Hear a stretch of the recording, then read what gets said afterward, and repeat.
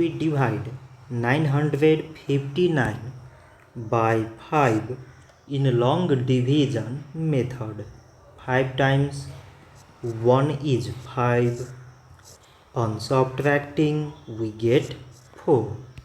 So now we put down this 5 and it is 45. So 5 times 9 is 45. On subtracting we get 0.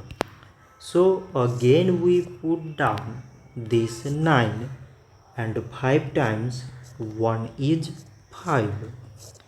On subtracting we get 4. So we have no any other number to put it down.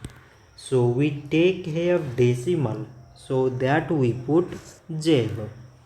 So it is 40 and 5 times 8 is 40. On subtracting we get 0. So 959 divided by 5 is 191.8. So this much for today and thanks for watching.